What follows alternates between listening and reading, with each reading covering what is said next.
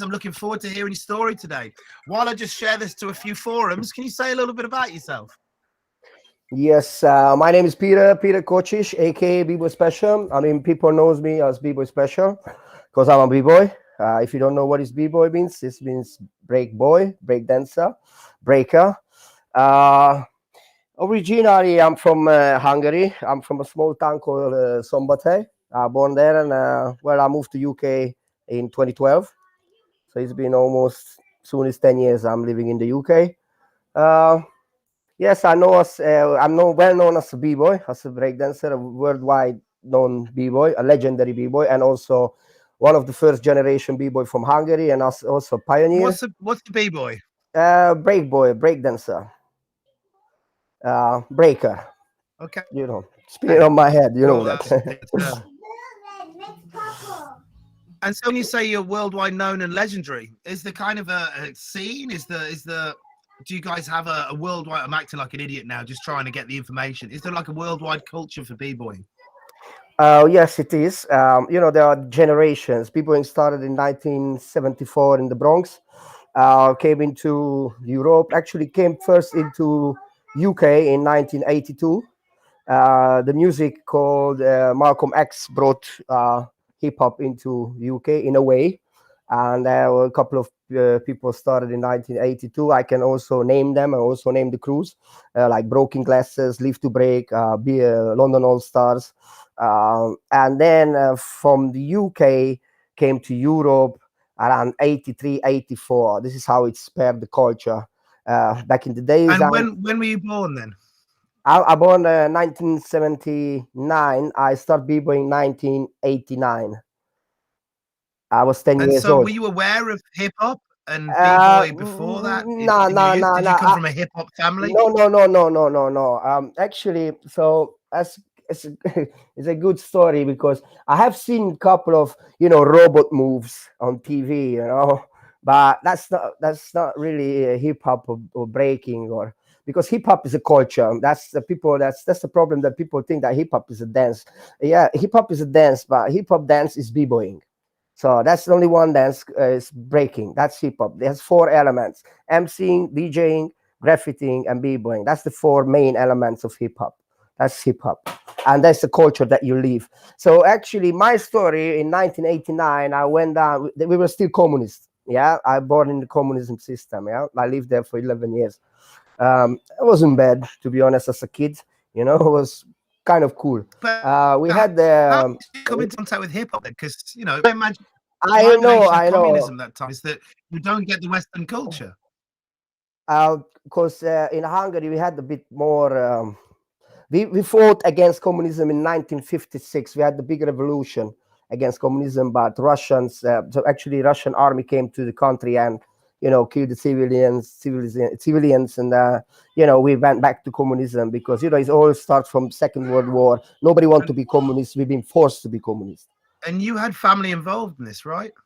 Yes, I got my grandfather who fought in the war from 1942 April until 1945 May, until he was caught in Budapest and sent to Gulag for two and a half years. Yeah, and he survived. Yeah, and so that time communism was a lot more harder than later on. In 1987, we had so my city was 6 kilometers from the Iron Curtain. So we had an Iron Curtain. It's called Iron Curtain.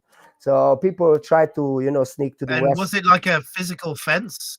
Is it a metaphorical Iron Curtain? No, it's an Iron Curtain. It was an Iron Curtain, like I said. It was a fence made of iron. And there are still pieces you can go and visit and check. So anybody who tried to get over the fence, they got shot. They killed them. Without any no question, they shoot you. They shot you, poof, and that was it. I think last killings was around 87 and 89, 90 when they. The Berlin Wall was demolished and stuff like this. Was also a lot more Hungarian people was a lot involved into that as well. And so they opened the borders. So anyway, so 1989, I went down to a basement. My friends used to have a small club in there. And I heard that 3 guys going to come. They are breakdancers. And I was like, I was 10 years old. I went down. I was like, "What's that?" So they came down, and the guy did one windmill. Uh, and I was like, Can "Wow, you describe a windmill just a briefly, so windmill!" someone has no idea what you're talking about? Yeah, A so lay with me, person so can understand. try to imagine. This is my legs, yeah. I want to show. This is my legs, yeah. This is my body, yeah. Here is my head. So this is your back, yeah. So this is what you do on the floor, the windmill, yeah. And then goes to Okay, backspin, for example. I have a windmill tutorial. I think one of my best is my windmill tutorial. I can send it over to you if please you do. want Well, it. I'll put the link in the chat later on after the show. I didn't put any videos in the beginning because we keep getting copyright strikes, Yeah, but yeah, I'll put cool, it in the cool. chat Yeah, yeah. after. So in '89, when I saw that windmill, I decided to. This is what I want to do rest of my life. Or I just want to be a b-boy, and so I started to be a b-boy. Why did you decide that? Boy, go on. Why did you say that? What was it It made you make that impressed me. decision? That windmill impressed me. It was like, oh, I want to be. That's me, you know. And to be honest with you, now I'm gonna be 43 soon. It's been 34 years of my life. It's nothing about b-boying. So to be honest with you, there is so many people say to me they never see someone like me that's so much into b-boying because I'm fighting. It's been 3 years I'm fighting against the Olympics because I try to preserve the culture. I try to preserve everything that how I was with before because what's Is that happened? because you see it as artistic? It's an artistic culture as Yeah, yeah, opposed to it's a an competitive artistic sport. culture and they're killing it. So Red Bull, I don't know, you can beep it out. Red Bull and all these, other federations are killing it, the vibe. They're killing the crews. So there is no more crews. So actually, there's no crews now. It's only single b-boys, single dancers because What do you everybody mean by wants. a crew? Before there was crew battles, like 5 versus 5, 6 versus 6. Like my time, we had the crew, and we still have the crew with the same people. So that was my first crew, Elementaryforce. This crew still exists. It still exists. Uh, And when you say a crew, it's not just like a football team, right? There's something this I is something sense that more. you created and you stick to it. But the problem is that because all these events, today events, these 101 battles are killing the crews. So crews are betraying each other. The dancers are betraying each other for 5 minutes fame, just to make a little money out of it, and be on the fame. They abandon their crews, and stuff like this. I never did that. I always stick to my crew. We still have the same people in the crew that we created in 1996. So I have the same crew. We have the same members still in the crew. Okay, we are not living together. We are not And dancing you're together. you're all friends, right? Yeah, these are my friends. I grew up with them, and I still And contact what's with them. the thing I'm trying to get to here is what makes it different to having a crew than having individuals who might train occasionally together? Is there sort of a different? There's like a creative family dynamic. 1 second. Hey, um, look, back in the days, in the early '90s, uh, there was no individual dancers. There mostly was crew battles. That was really rare to have like 101 battles. But since 2005, a so-called change of direction, they bring this sentence up, change of direction, that killed the crew. So actually, now in 2021, there is no crew battles. So there is no crews actually, like we are performing on the street. Obviously, some people say to me, why don't you do your one-man show? I said, because I don't like to do shows alone. I like to do work with my other people and support each other. It doesn't matter for me if I make 100 or I make 500. For me, it's for 100 is enough. You know what I This is the mean? interesting thing. In terms of kind of circus shows, they used to be in the 80s, much like in breaking, it seems, a lot of group work, and people weren't focused on making all the money themselves or having their own identity. It was about working together and the Yeah, joy of it.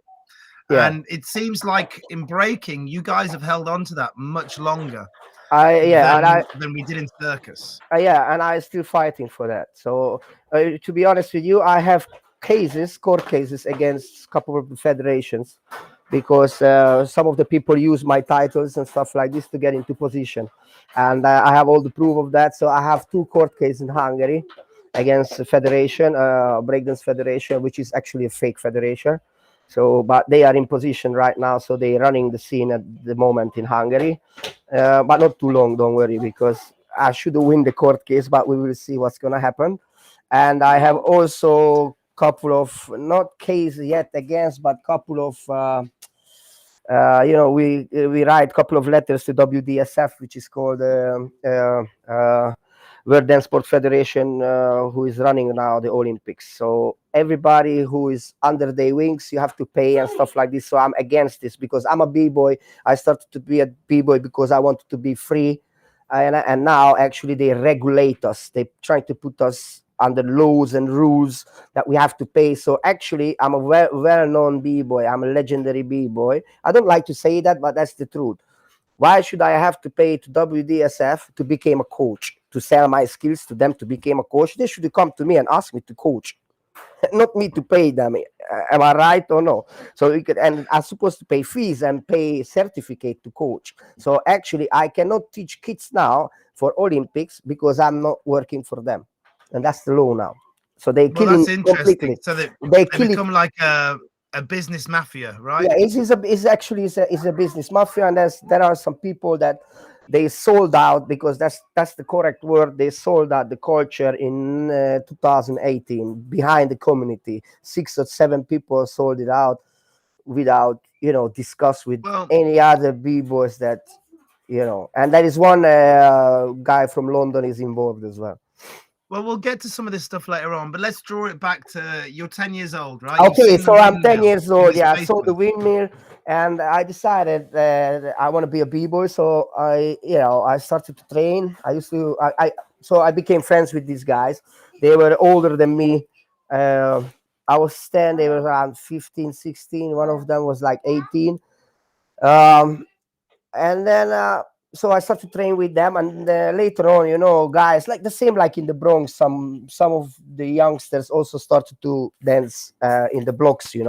We had no place to train, so we used to put the line on the floor, buy batteries, listen music there, and we were training there for about 2-3 years.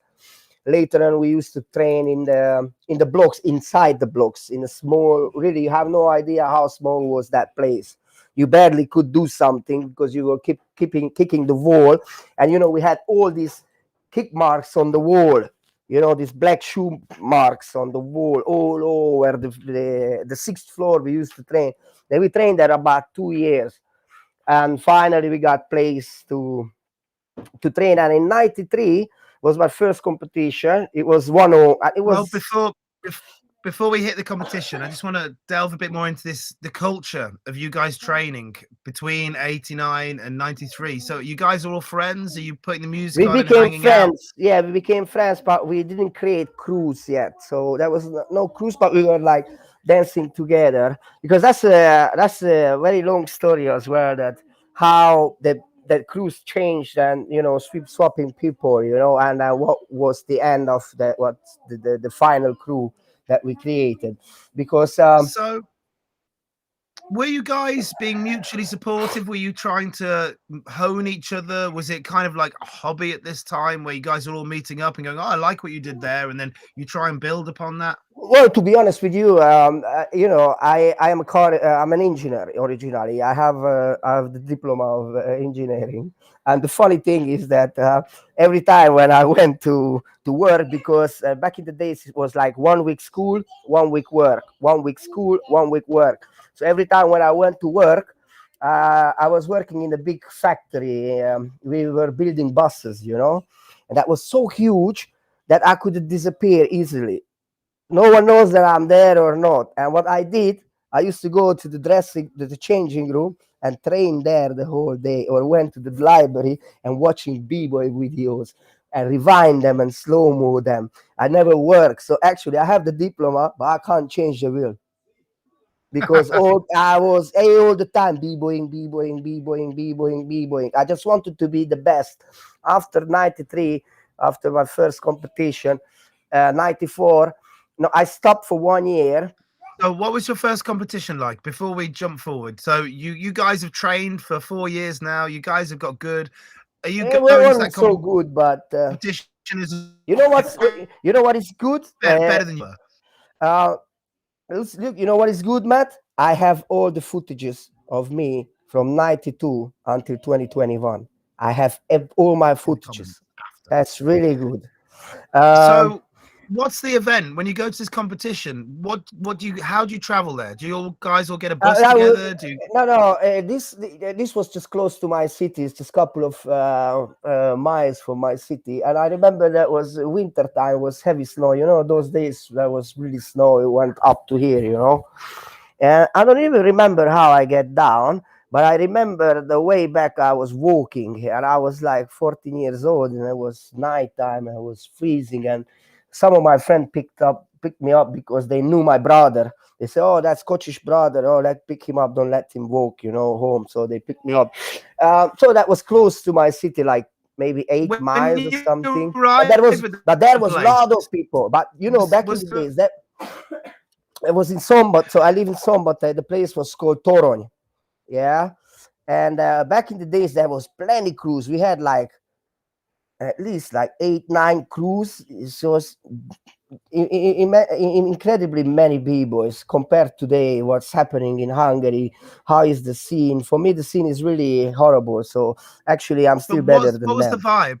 What was the vibe then when It was you very arrived good, there? very friendly, very friendly. It's obviously hip hop and b-boying is all about peace, love, unity, and having fun. So it's not about. So when you battle each other, you're not battle with fists, you battle with your skills, and then you're after that you're friends again, But you try to kill the other in the battle with your moves.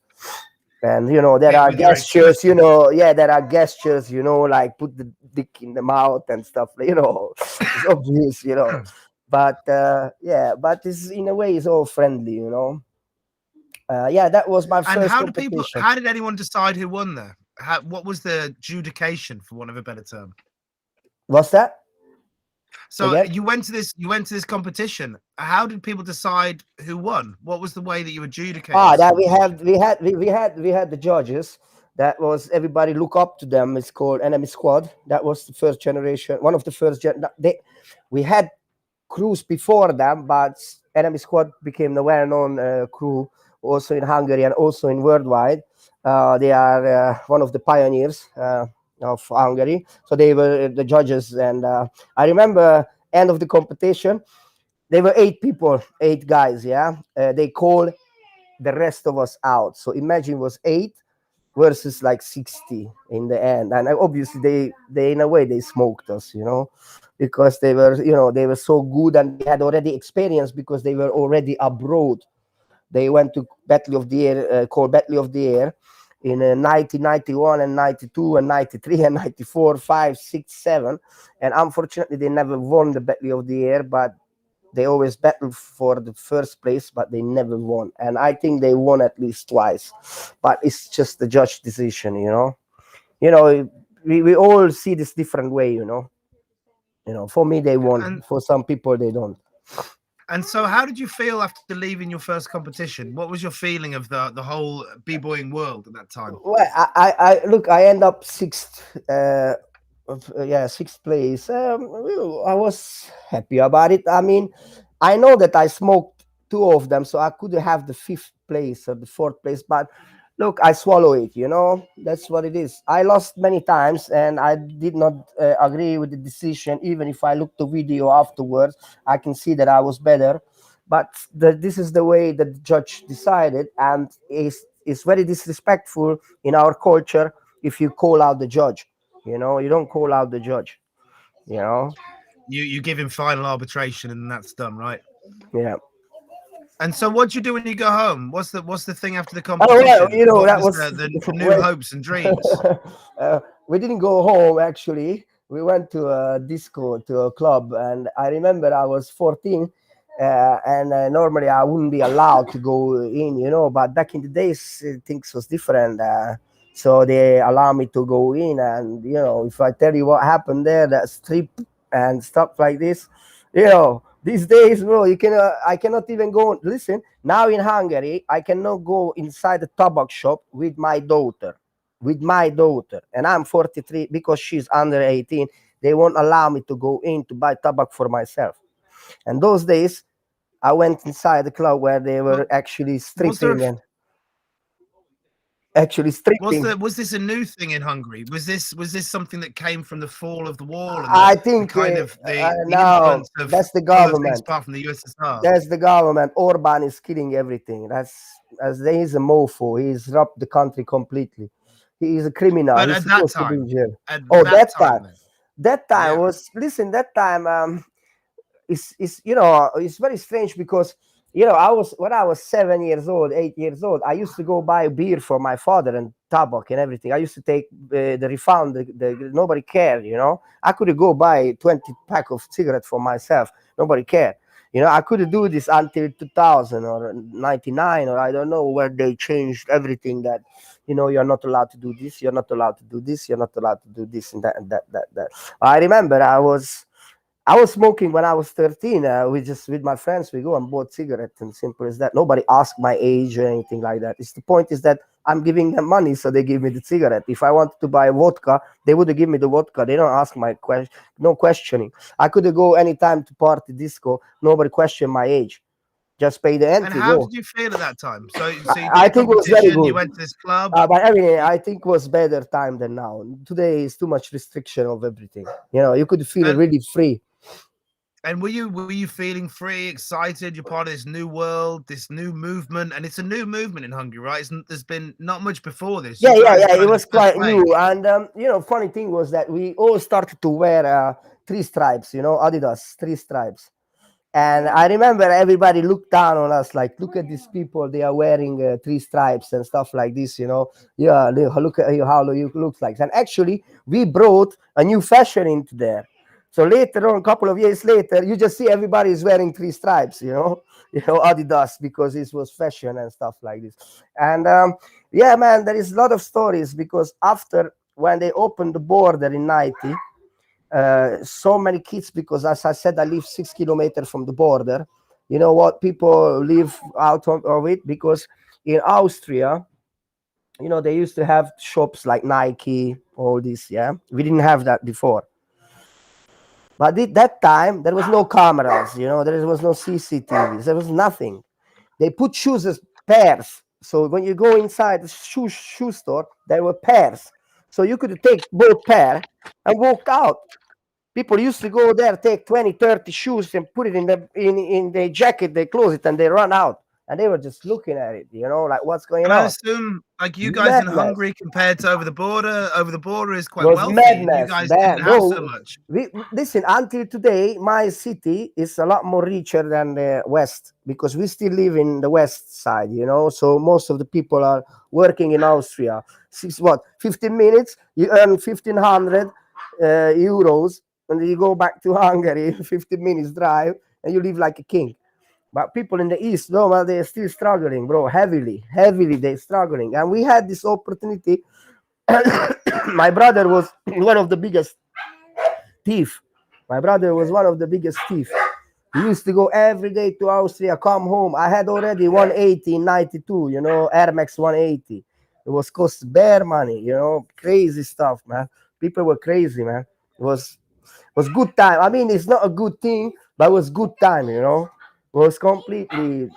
It was a good time for you in the position you were living through that. Everything. So, man, you can't compare what's going on today at all because it was completely. These kids today, they don't have childhood and they cannot enjoy themselves because the phone, all these things. We didn't have that this time. If I wanted to go to you and look today, if I want to go say to you, fuck you, I will write to you on Messenger, go fuck you. But before, I have to go to your house, knock on your door, you open the door and I say, fuck you. That was different. You know what I mean? Yeah.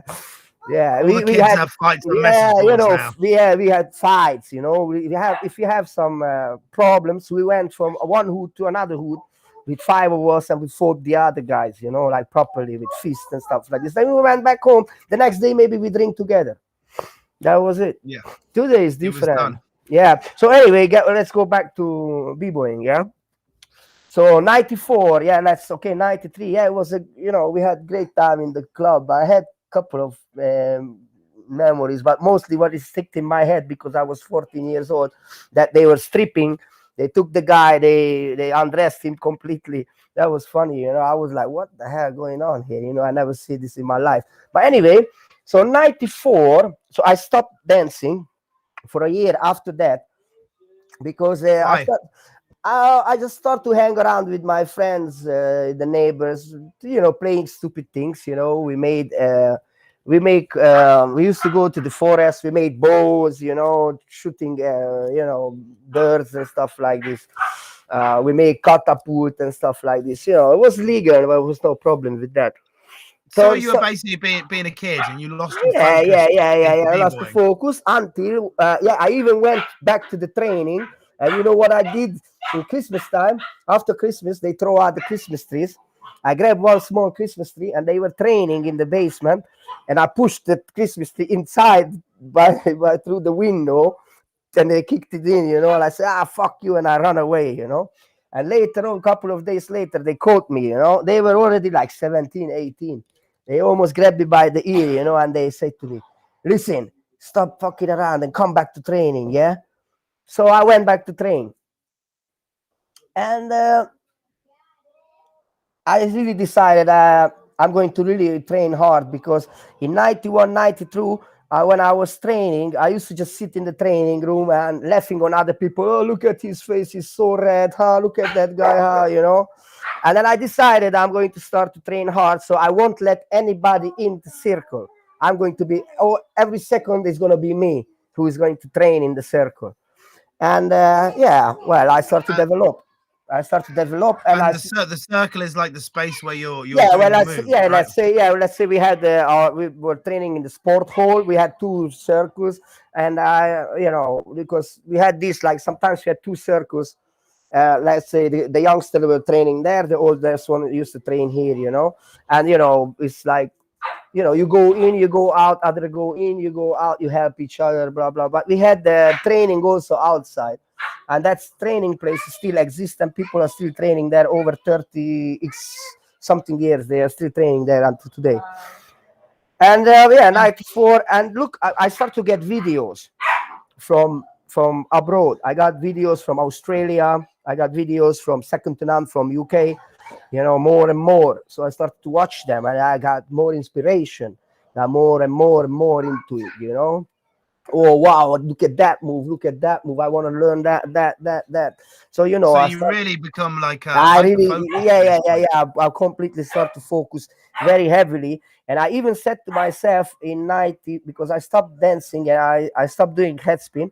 And I said, I'm never going to do head spin, you know, I'm just going to do the drill. It's called drill. It's you just a couple of rounds and that's it. And later on, I became um book of records. 96, I set up the records of spinning on the head round.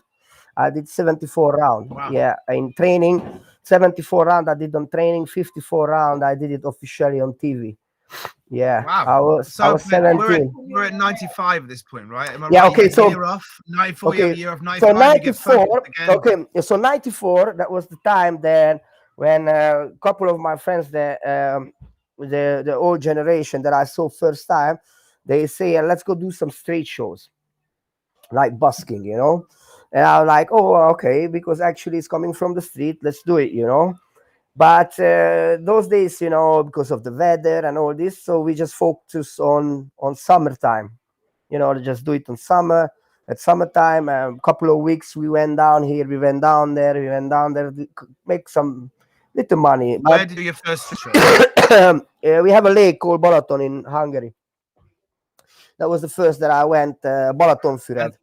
why do it next to a lake? It's you know, I'd imagine city centers are the place that b-boys Because go there to are a lot train. of because there's a lot of people there, and in summertime, obviously, there are tourists coming. There was already we had, because Balaton Lake was always famous, and there is a lot of German, not needed from Netherlands, you know, French tourists was always full, so to make money, you know. So, but And how did you guys work? Did you? So it's just a couple of you guys who've been um, training together. You go to this listen, place. You know how I do street shows now. Compared to that, it's completely was different. It was nothing compared I to the. know, but everyone watching doesn't know how you do street shows now. But you So you have know, to describe what the difference is. but you know. So what's the Well, difference is? I can, yeah. What's the difference is? This is how we did street shows before.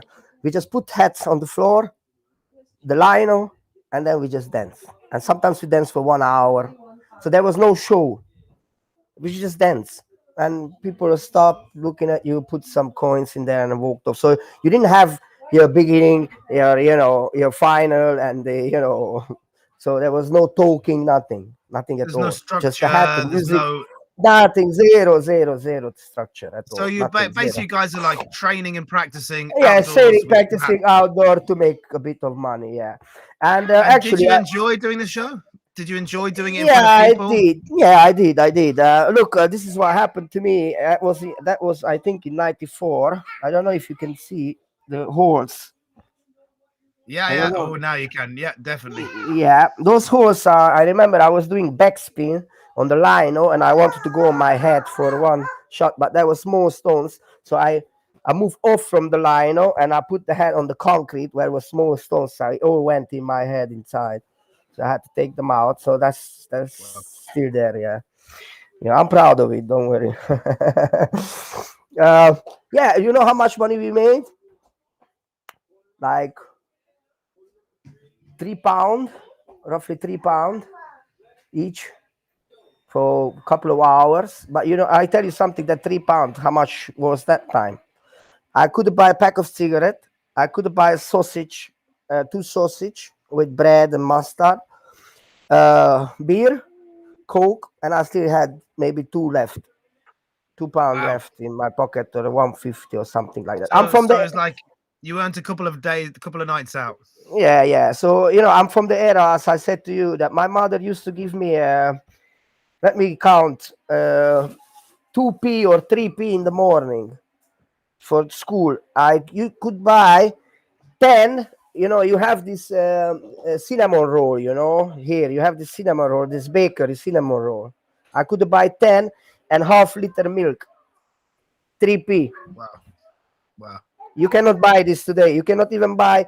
Now is one roll, nearly £1 also in Hungary. So I was So 3p. I'm not lying. It's unbelievable, bro. did you feel like after earning £3 doing your hour of I breaking that you thought I, I'm going to be rich? I know. I thought that I can make my money. I can make money. And so after 94, 95. So we will keep doing and keep dancing. And I had a couple of competitions, and the crew there was a crew called, they created 1994 that year, or 95 in the beginning of 95, called FHS, Five Hard Style. There was five guys, Five Hard Style. And I always wanted to be in that crew, but they said to me, "You're not good enough to get into this crew." So I said, "Okay, I accepted." And so 95, this crew Did you created. believe I that was you still weren't good dancing. enough? Or did you just accept No, that that's what they thought? no, I didn't believe it. I even called one of them out, and I think I smoked him, but they still didn't want to be in the crew. What can I say? Later on, the crew was, they split, and from that crew, we created this crew later after in 90 end of 95, because the crew don't last long. But in 95, at first I went to Croatia to do street shows as well. So I said, let's see how it works, because I will tell you how I started to work properly outside in 96, and started to make good money. So 95, you go to Croatia, but do I you go went to with your Croatia. crew? Because you said you No, no, always no, work no, with a no, no. crew. I was still working with those guys that I saw in the beginning, but that was not my crew. They always called me because I was good. I was young. I was cheap jumping up and down. I had a lot of power. I got my moves and all that things, and I was funny. But I didn't speak any languages those days, and so we did the same in Croatia. Actually, the same thing. Just put the floor, put the hat, blah blah. And nothing. The good Where did you do it in Croatia? we went to wait. We went to Porec. Oh my God! Wait, which place we went to? No, first we stopped in Slovenia in Portorož, And then we went down to Croatia. We tried Rovinj, and I think we tried Porec as well, but I'm not 100% sure. But Rovinj for sure. I remember. And are these tourist areas? I mean, I'm a bit ignorant to the area. So are these tourist It's places? tourist Are you places. still It's very doing nice places? places. Yeah, very very nice places. It's by the sea. Very nice. So Slovenia is Porto Roche is in Slovenia. I also did shows there later on in 2010, 12. I went back a couple of times because I have friends there. So anyway, so we did the same thing. But what was it? Actually, I had 2 weeks holiday for free. So for me, it was worth it, you know. So that was it, you know. He paid all my things that I did then. I did so many stupid things around there. So and that year we created the crew, Elementaryforce, yeah. But it was the first we called Original Faces. From Original Faces, we turned to Elementaryforce, and that year in October, we took a place in a Hungarian talent show in '95 or And '96. what's No, what was the talent 96. show? Was it 96. television Yeah, talent show? Was television it like talent show. Sorry, '96. It was in '96. Sorry, and was it like '96. Hungary's Got Talent? Is this It kind was of a thing with three Hungary. Yeah, judges yeah, and yeah, yeah, yeah, yeah. But it was more like based on the communist, you know, more like, you know, still like that, you know, you live in the country live in the communism for over 40 years, 45 years. It's very difficult to get out of it, you know. So actually, you know, the commentator, this they still were like, you know, this type of you know, strict and very straight, you dry know. and That's it. Yeah, yeah. yeah, yeah, dry.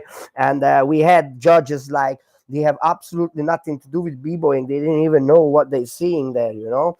So actually we lost in the first round. Me, yeah, my crew, because there was three crews.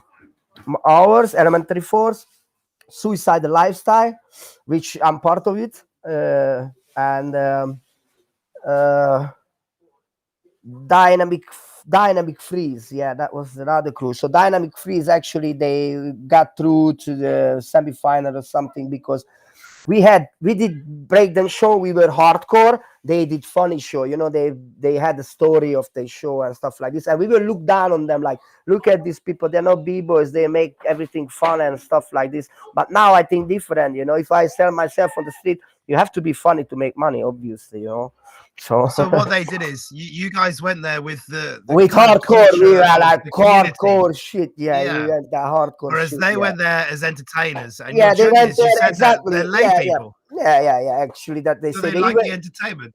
they say the almost they even say that the amateur, like we were amateurs compared to them and stuff like this. But obviously we were better than them as b-boys. We were better than them as b-boys, but we weren't better than as an entertainer. You know, that's true. That was the point. So, and that was the year after that.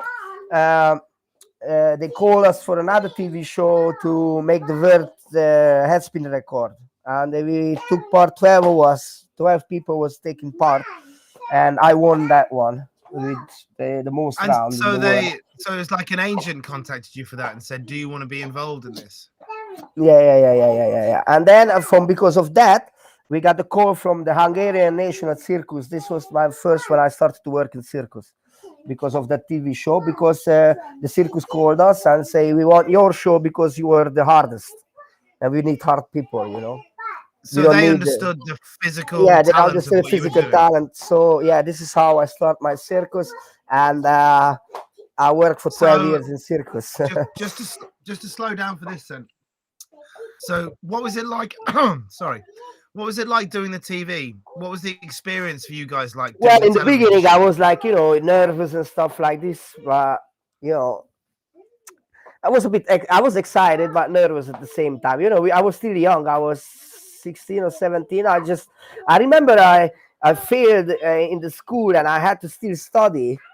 You know, because I didn't want to fail the second time, and I did not. I didn't fail the second time. It was too much pressure for me because well, a quick story is it was at the same time I was studying and I had to go back for my exam to Hungary, and obviously uh, I didn't have my youth ID on me while I was traveling back to Hungary on the train, and obviously I got this fucking ticket controller. She was still communist, and she asked me for this ID.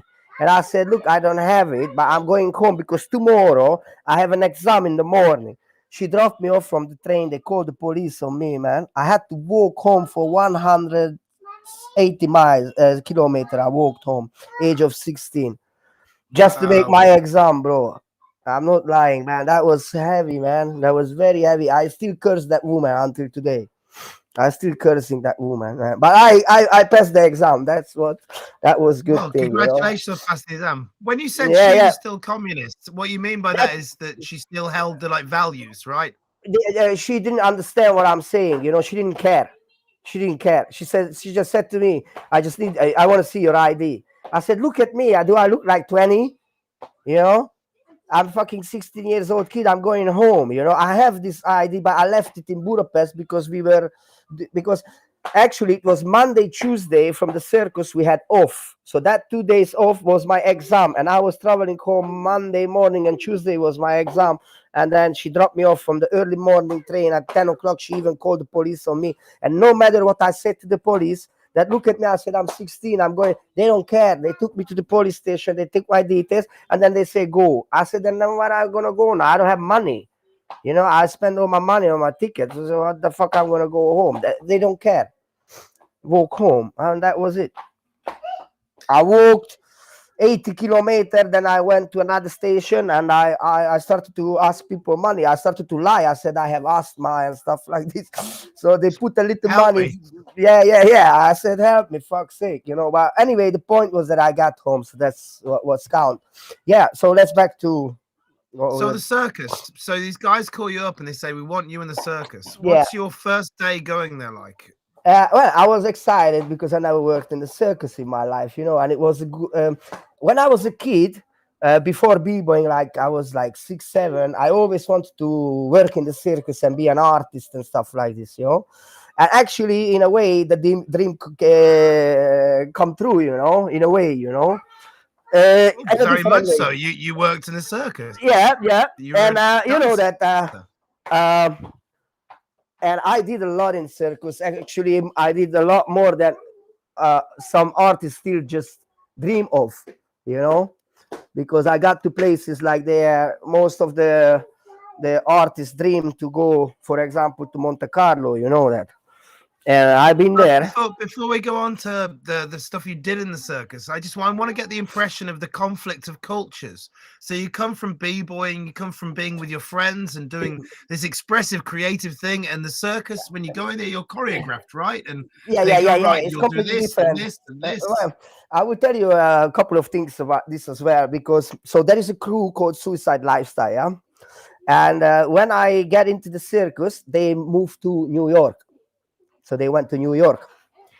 Um, so now I'm part of Suicide Lifestyle. So Elementaryforce and Suicide Lifestyle is now we are together. This is very very not complicated, but it's a very good story, because Suicide Lifestyle, when they went to New York, to bring the knowledge back to Europe how to do street shows. So they learned there from It Muggsy. was like a research Yeah. mission. So they learn from the best, Muggsy, Clown. These people, these names are big names in New York. Clown. They met the guy, the drummer guy, the baldy black guy, the best bucket drummer ever from Central Park. They became friends, so they started to do street shows together while we were working in the circus. So when they came back, they say, you're not real, you're fake, because you're working in the circus, you know. So they put this on us.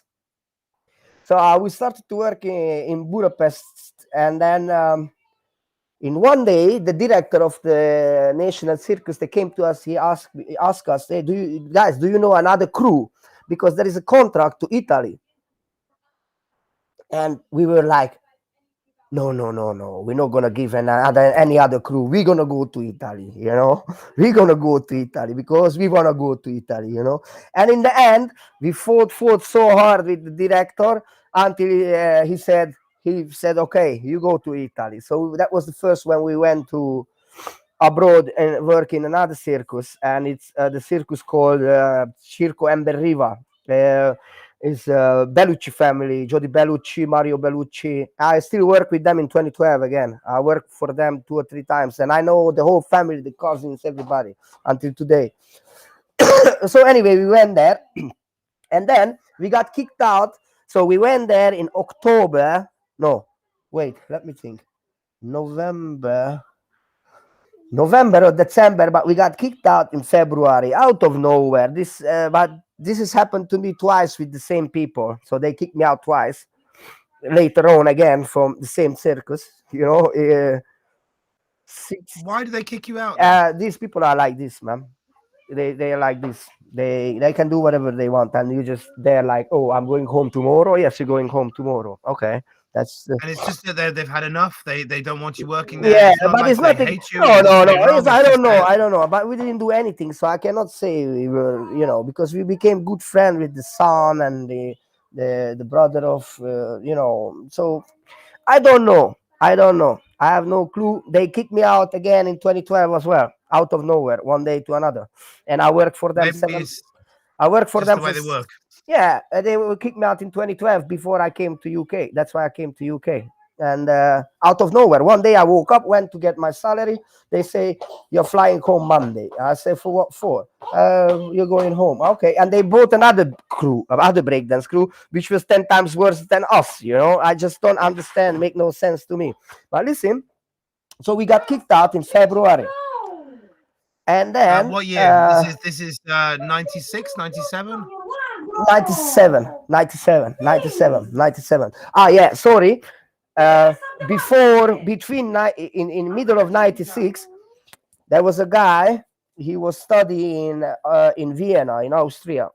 Um, he was there for university or something, and he told us like, "Yo, guys, I know a good place where you can make good money in Vienna, in Kärtnerstrasse, which is the main street where it's the dome and everything." So I remember we went there a couple of weekends with my friends, with the same guys that I started before, not the crew. Those guys that I went to Croatia. We went there. We did the same, floor down, blah blah. We made good money, like compared before. We made like 100 shillings. Those days that was around 8, 9 pound, £10. So it wasn't bad. Especially in Hungary, it was good money. Okay, so we did that couple of weekends. So go back again. Okay, so 97, we got kicked out. These guys came back from America. We met because we knew each other long. We met. They said, look, listen, we came back from Austria, from New York. We bring the knowledge of doing street shows. I said, okay, I know a good place in Austria, in Vienna. Let's go try there. We went there, man. We made 1,000 shilling each. But the entertainment, that I tell you how was the street show. This is how we did it back in the days. We put the floor, we dance a bit to get the crowd. Now we bring the crowd in, and that was it. Listen, that was the only talk. Ladies and gentlemen, it's showtime. 3 simple rules. Rule number 1, anything you see you like, you clap.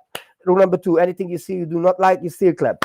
Rule number 3, this is our manager. His name is Phil. Fill up the bucket. It's showtime. Poof, we put it down, and I did the show. And we used to do 10 shows a day.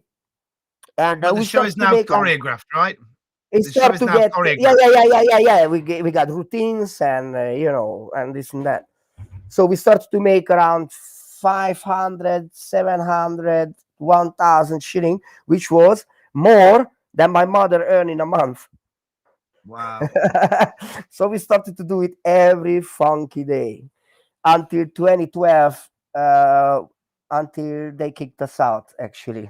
Well, before we get to you guys getting kicked out there, what was the scene like there? Was there other people performing there? No, man. Until 2012, we owned the place. And what do you mean by you own the place? There was no other performance. If someone come, we send them away.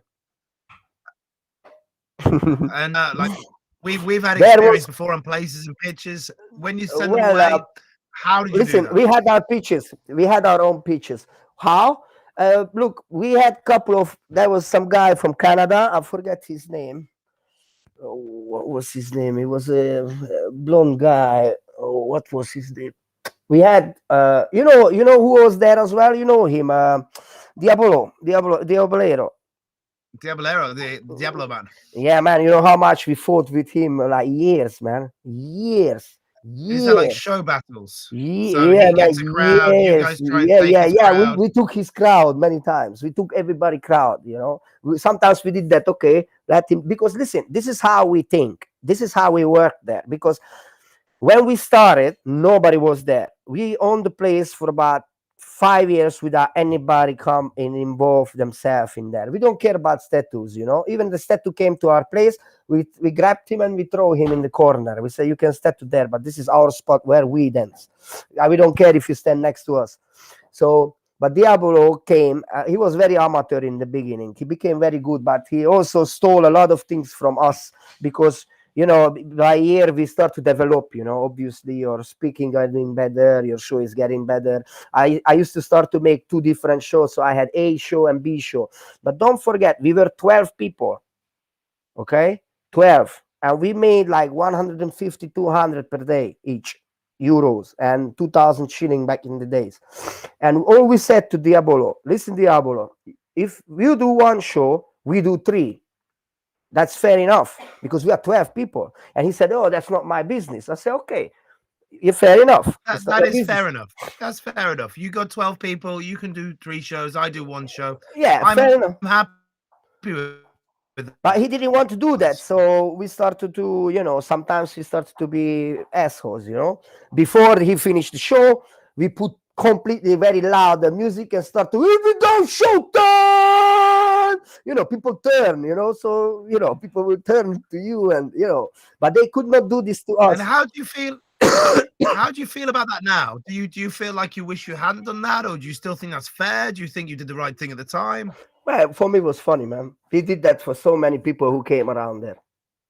I met the people there like FP, when I went down to Switzerland to do street shows in the festival, they looked down on us. Actually, they kicked us out from there as well because we were too good. That's the truth again. We were too good and they tried to push us away.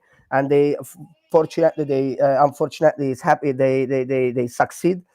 All those people, because we were the first in theater spectacle before all these other artists turned up. And now what happened in the end, everybody turned against us. But we were the one who get them the food all the time because we knew everybody in the festival because we were there 11 years. These people were new there.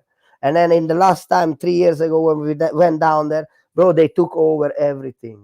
And they just came to us and say, you are no longer able to come here, because we are too good. That was the problem, and this is the truth. Is what you see. Your crowds were too big, the energy was too good. Too big. They are too good, man. That's the point. And they don't even allow us to go on the stage anymore because we make good money.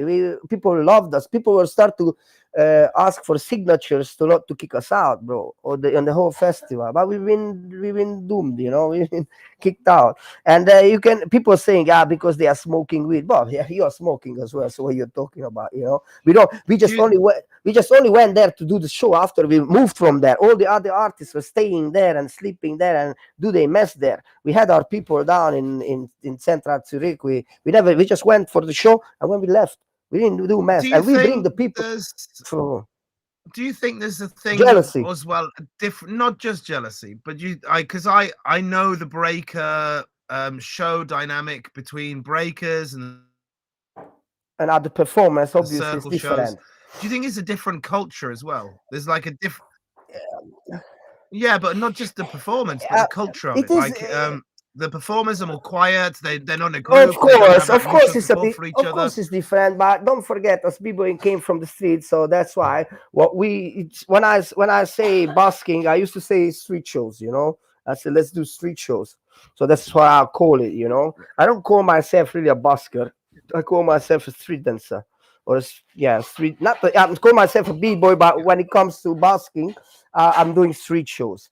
That's how I would have described I'd it. say street perform the same. Like for me, Yeah, the idea yeah, of busker all is the somebody same, who does yeah, someone yeah. else's stuff. Yeah. But So anyway, when I say this thing before, I'm not making a value judgment. I don't think one is better than the other. I just think they were different, and their differences, it meant that they couldn't quite mesh together. as communities. There was ways of dealing with problems. There's ways of interacting with each other, which just didn't come together well. Do you know what I mean? I think it's because also we have a bit, I don't know, different temperature or behavior, because Yeah. as I said, if I would work alone, probably I wouldn't care how many street performers around me, because I know that I will still make my money. But when I work with 6, 7 people and I know that I have to share my money, I won't like to share the speech or the spot with other performers much. This Yeah. is who I am, but you have to understand that I was working in a place which I owned in a way, that nobody was there. So this is how I started. And I will tell you something. When I came to the UK, when I started to do shows in Leicester Square, there was nobody. I was there It's for true. 4 years. I was there for 4 years without anybody turn up. There was nobody. And no matter what people say to me that I'm lying, I have all the evidence on YouTube. There is nobody No, behind I know any, it's the truth, and there is nobody behind me, but they but say to me it's not I true. know I know why they say it's not true as well. Though is that Leicester Square used to have a lot of people, and then the police pushed them all away, I know, and but I fought it with the became a police, yes. and You basically you got that bit back. You started working it. yeah, I worked on it, bro. I worked very hard on it. I worked so hard on it that actually the police became my friends, and they said to me, "Okay, look, once I turn in that corner, you can start, but until you see me, you remember the boy, the big council guy? Even him, he cleared out Yeah, everybody yeah, yeah. except me. He couldn't clear me out. I said to him, "No, I'm not gonna move from here, no matter what you're gonna do." What he said to me, once I turn there, I have 20 minutes to come back.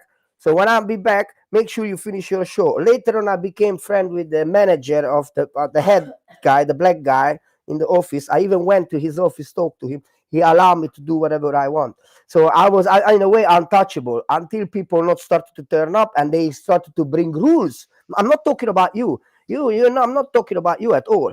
There are other people that who piss me off. I don't want to name them. I don't want to name them, especially not here. Who started to piss me off and bring rules.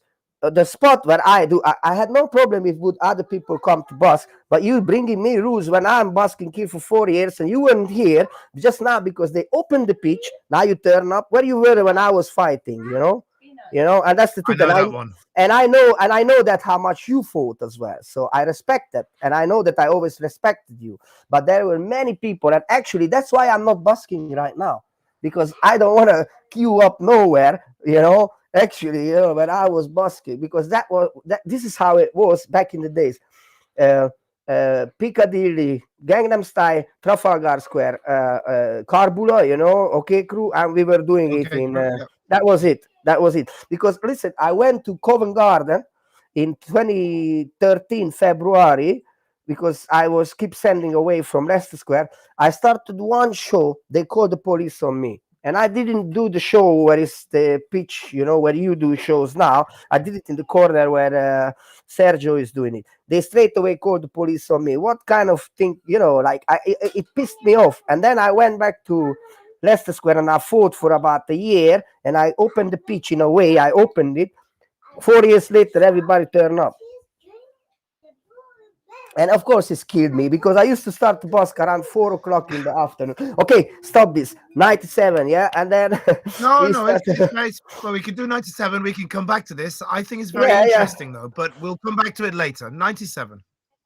yeah. So 97. So we started to do the shows there, and actually there was nobody there. And then, so I was the whole year I was doing street shows because that we started to. So then, now 97, when they came back, that was the time and the moment when I started to do street shows for living, not anymore as summer money making, because I saw the money that was good money. I was, especially if I would save, I'm not lying to you, if I wouldn't be stupid those days, I could buy a house every month in Hungary from the money I was busking, bro.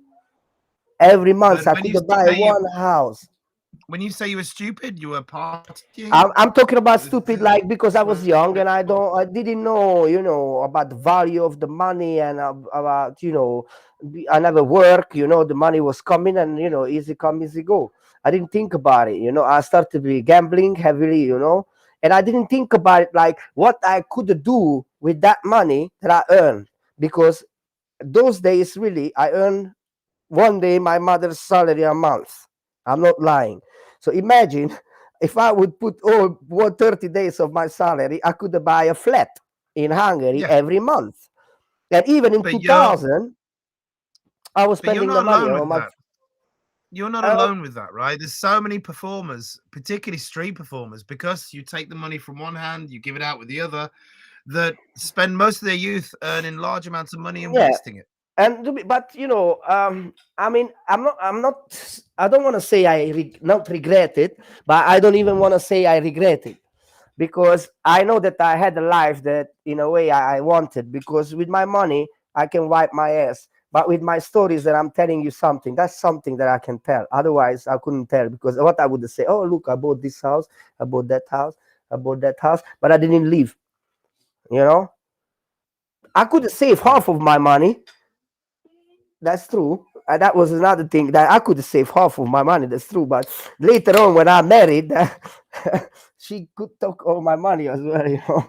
That was another heavy stuff. And the my court case now. Yeah.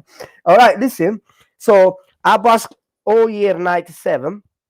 Then end of '97, I had the contract to France for a 3 weeks contract. It's like shows that you have to travel place to place. Each day you have different place, different show. But and I mean the And same show, but it's different like, place. are you part of a gala show on stage, or are you something around amusement parks, or Again, because I couldn't hear you. so is it like a gala show on a stage you've got booked for in France, or is it It was kind like, of yeah, like yeah, yeah. They have this. Yeah. It's like a winter gala shows that they have. I think they still have it. This, but it's always the same. It's 3 weeks or 2 weeks long, and every day you have to go different places, different sport or different cities, and you do the show, and then you travel back home, and there I went without not with my crew. I went again with the same people that I worked with before. That I started to do street shows. They called me, so I said, okay, I go. But in the meantime, my crew got another contract to Germany for a month, and they were looking for me. And I was disappearing because I didn't tell them that I am gonna go somewhere. And my mother, I remember my mother lied to them like, "Oh, he's down in the lake helping his grandfather to work." But I got nicked because they called my mother back again as a manager. They say, "Hi, we are this manager. We asking where is Peter," and then my mother tell where I am. So I'm in France. Yeah, that was funny. Anyway, and then '98 started good. I had the contract to Circus Herman Rens in Netherlands for a year contract, including the winter gala and everything. So I was worked the whole year there, and I was keep doing competitions, because meanwhile I was doing competitions as well. So I was moving and winning, winning, winning, winning, winning. I have and better so you're winning. still enjoying dancing. It's not become a job. It's not mechanical No, for no, you. no, no, no. I still taking part a lot of competition. So actually, '98 and from '98 until 2007 or 10. No, I can tell from '97. Uh, okay, look, '96 was the first time, because Suicide Lifestyle, as I said, Suicide Lifestyle. They went to New York, and Elementaryforce. We always battle each other in Hungary, but we decided when we go out of the country, we unite. Okay. In '96, we went first time Battle of the Year. '97, '99, 2000, You've 2005. mentioned Battle of the Year a few times Yeah, now. yeah. What's Battle of the Year? It was the biggest event those days. It was the biggest competition of the In world. Europe or in the world, or It was first. It was in Europe. Later on, became international. And my crew was the first who won the international Battle of the Year against America, so against USA.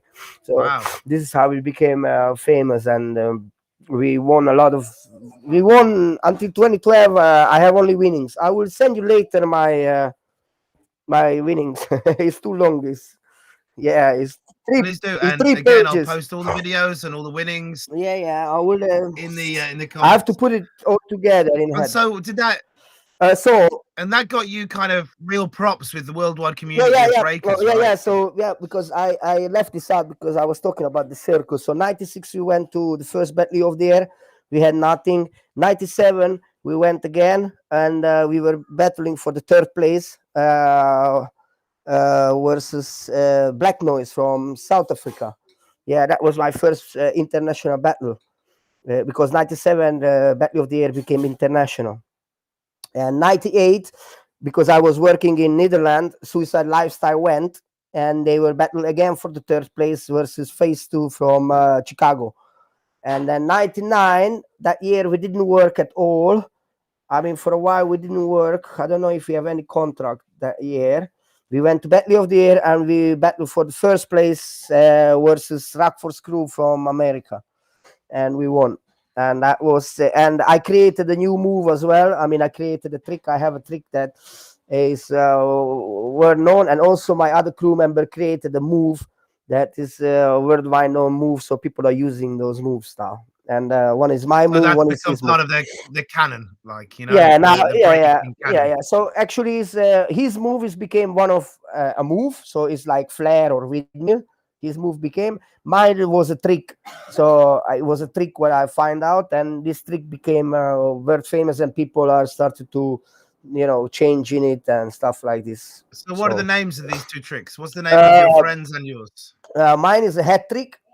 His is Tombstone Mill. It's called Tombstone Mill, but they name it Tombstone Mill. I call it Gombe Mill because his name is Gombe. So I never call it Tombstone Mill. I call it Gombe Mill. A hat trick is, Flair. Thomas Flair and windmill. So I had a hat on me. I took off the hat. I throw it in the air. I do one Thomas Flair and I catch with this hand in the air. And I go to windmill. I change it. And when I do a next flare, I throw it again and I catch it again while I'm doing the Thomas Flare. So I'm throwing a hat and catching the hat, throwing a hat, catching the hat while I'm doing Thomas Flare. So this is why you said it's a It's trick, a is trick. because you're Yeah, yeah, it's a integrating the trick. throwing It's of a the trick. hat Yeah, inside yeah, of the yeah, yeah. And some movements. people Yeah. are, put it in the next level, do it this, do it that. But it's all came from me. So it's my idea. And this is how But also.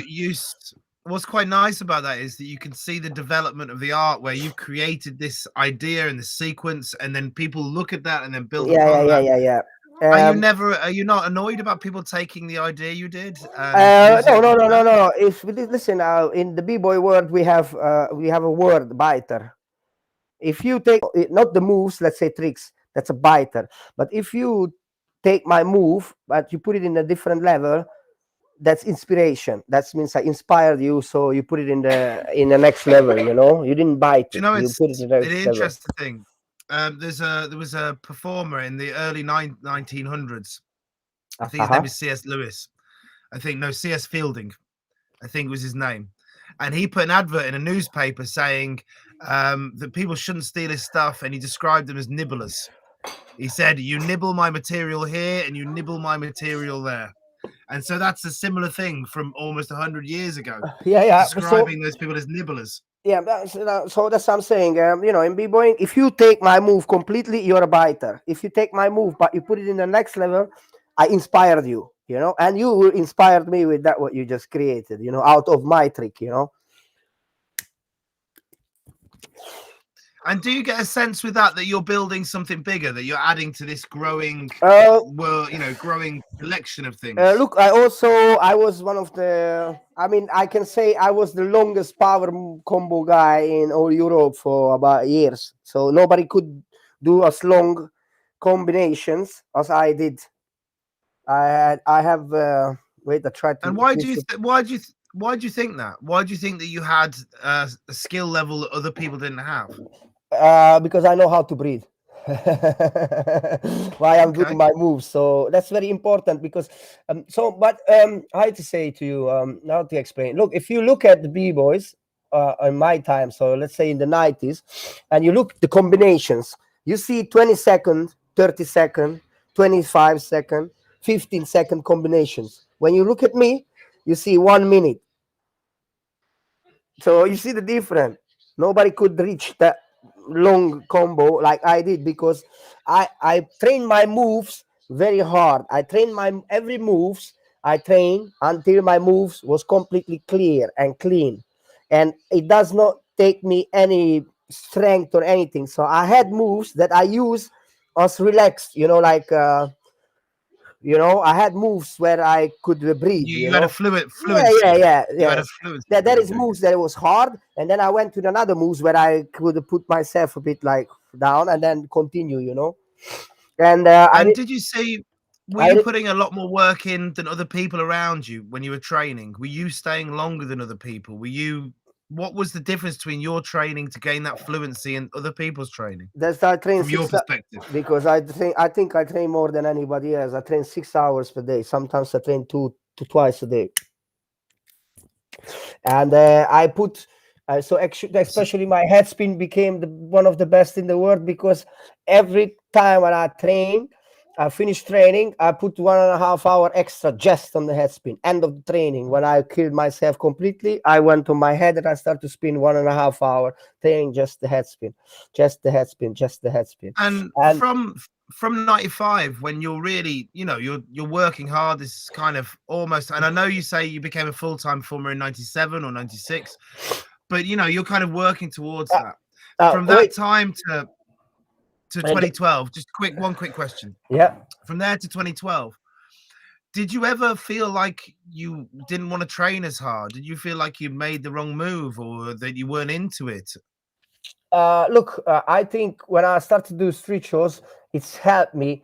Uh, so why I'm not saying me, we became one of the best b-boys in the world because because of the street shows, because the different conditions. We were outside when it was, bro, I was busking when I was snowing. I couldn't even see my crowd because the snow was flowing. I couldn't see my crowd, but I did my move. Those people were training, especially in the West, they were training in the hot room and stuff like this. So when I went to competition, for me it was nothing. I didn't even need to warm up. I went there and smoked them without any problem. So that was the difference between us and me. And another thing, what people don't understand, and this is true, and you cannot do this anymore. East Europe. We are East Europeans. We are not West. We didn't born into we were born into the hard shit. And that's true. With the slaps in the face and do, if you want to get something, you work for it. Otherwise, you're not gonna get it. In West, because I know when I went first time in Austria in '97. In a way, I was 96, but I didn't have friends. But '97, when I started to see these people attitude compared to ours, they were like girls, like crying for everything. And I'm like, why are you crying, bro? What the fuck wrong with you, man? Nothing happened, man. I was sleeping in a room with 12 people over 2 years. 12 people in a room. And you know what we used to do with each other for jokes? Sometimes we dressed up at 11 o'clock in the night time, like we are going to do street shows. The others were sleeping, and we wake them up. Yo, it's 10 o'clock in the morning. Let's go do street shows. And they were like, oh, just for fun. And I would say, man, it's 11 o'clock in the night time, man. We're just fucking you up.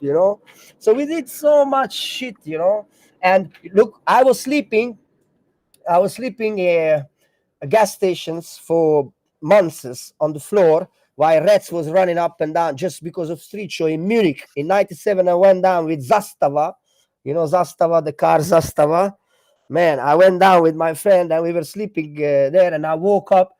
There is a big tourist bus, and the tourists taking pictures of us that we are sleeping, sleeping bags and stuff like this. A lino is around me and stuff like this. I was 17 just to go to Munich and make money. Man, that was Something that I different. noticed, And, and something that's that I what. find quite interesting. You talk about the difference of this, right? Most people I know who are high skill performers, if they become dedicated doing street shows, the skill level slowly drops because they think, I don't need to do this. I Yeah, yeah. don't need to do this. Actually, I that's don't make me need to do this. stronger. That make me a lot stronger of also because people listen. In, let's say, just an example, 2005, I went to Germany for a competition. Three versus three. Four versus four. Yeah, I was battling for the first place. I battled for the first place. Look what they did to me. Look, I was doing I was battling. The guy came. He took off his hat and then he walked around. Like this, try to make joke out of me. like this, you know. You I bust said, all right, guts. yeah, all right, no problem. Guess who win? Me. And you know what I said to him? Listen, the difference between you and me, that was a funny joke. I take it as a joke, okay? I said to him after the battle, I said to him, listen, I take it as a joke, but don't forget one thing. While you're sitting in your fucking hot office, you know, and do your job, I don't know what your job is, you know, I'm on the street and representing people, and how about that? So fuck you. Because every minute when I'm on the street, I'm representing b-boying, and no matter if I'm making my money, but I'm representing. Why this guy was sitting in the office, in the hot office, and I don't know what was his job and making his money out of it. So don't make joke out of me, because end of the day I smoke you. You know, you cannot smoke Bboyspecial. No, that's why they call me Bboyspecial. That's true. I think that I think's really about this is that, you know, you're turning around and saying when you're on the street you're representing b-boying. And I it am. seems like you have a sense of responsibility with that you have pride in what But you're doing. well, you know, when I started, you know, there was no internet, there was nothing, so that was a lot more easier to make money. Because today it's a lot. It's that's the also the way it's more difficult to make money as a b-boy on the street, because people can just click, and they can watch b-boying. They don't need to come and watch my show, unless if I'm not showing something that they cannot watch on YouTube or something, which is probably your talk, your presentation, and stuff like this. Because moves they this can is see. it. Then it's about the experience, right? It's about Exactly. creating a live Exactly. experience for people, Exactly. and that can't be simulated by YouTube. Exactly. And you know, when I came to UK, I also it's completely changed my way of busking as well. Because before I had different speak, different came this, to different UK. this. Yeah. When you came to the UK, you didn't come with your crew, right? Did you come on your own? I come with one of my crew member, but they left after a couple of months, so I stayed by myself. And you said you don't work alone, so how did that work out for you? I was talking. I saw other b-boys and I tried to get into them, but they didn't want me to dance with them because they didn't know who I am. But once they realized who I am, they wanted to work with me. So I started. And how did they get to know who you were? I said to my name. I said I'm Bboyspecial from a Suicidallifestyle. That was it. And then they knew the name. They knew the name, yeah. And I started to work first with Yuva from Algeria. So we did a lot of two-man show together, but that was very hardcore, to be honest with you. You know, especially in why? Because I like to do my shows like properly. Like I only like to do shows when I see the people are interested. You know, interested. If they don't stop and stuff like this, I don't force it. I don't care. You know, then let these motherfuckers go away. I don't care. But he was keep forcing it, and just because I don't want to find myself alone, I was with him. I stuck to him, you know, and it was very hard for me to go to Covent Garden on the cobbles to do jackhammer on the cobbles. I almost break my wrist, but just to make some money. But slowly we build it up, you know. We start to get more people. So we got Momar from France, we got Fuego from Bulgaria, and we got Suleiman. He's from originally, I think he's from Kenya. So we created a 5-man crew, and that crew was the number one crew that I ever worked in the UK. We started to make very good money. In Leicester Square, we start to busk around 4 p.m. every day until 11, and sometimes midnight, sometimes until 2 a.m. But we made good money all the time. We had no problem at all. Did you guys become friends? Was it Yeah, kind of like a slow process of trusting yeah, we people? become friends, but unfortunately this crew also fall apart. So I started to be like a lonely wolf, like jumping. Why did the crew fall apart? So you spend this time building this group of people together. You guys you become a good crew, and became a good crew. There are other people came and joined the crew because I'm like this. And some of the guys are different like me. I'm like this. Listen, this guy is here. He has no money. Let's take him into the crew. Let's give him money. No. We are 5. You know, we are 5. This is our money. I said, listen, this guy has no money. Let's take him. And then come another guy. I took everybody. You know, I'm like this. Did you take people who were good who had no money, or did you just think this can do something about? Let's bring him in. I said always, look, more people, better show. I work with 12 people. I know how much money you can make out of it. And but okay, don't forget those days when I worked with 12 people. I was sponsored by Adidas for 2.5 years. So I Wow. got complete outs, and I got sponsored because of street shows from Austria. So I was sponsored by Adidas Original for 2.5 years. I got their stuff from them. I got outfits for almost every month. So I was the leader of the crew. I create the show. I tell to everybody what to wear, what to do, everything. And I give jobs And to other people. You're making the music. You're doing this. You're doing this. You're doing this. Who's so you working? you kind of became the director. I became a director around 2000 because we used to say in Hungary, two leader cannot be in one group. And we had another guy, but he didn't want to agree what I said because in 2003, until 2003, I was doing hardcore street shows, hardcore, like everything went hard. And And I changed. I said to them, listen, we have to make fun. We have to start to make fun of ourselves, and we have to start to make fun. I started to call other guys. so can I just pause you for a second? So when you say hardcore, you're doing hard tricks and there's attitude to it, right? And yeah, the I mean, this is attitude what and I got, right? everything. Yeah, the attitude and everything. So there is no fun in the show.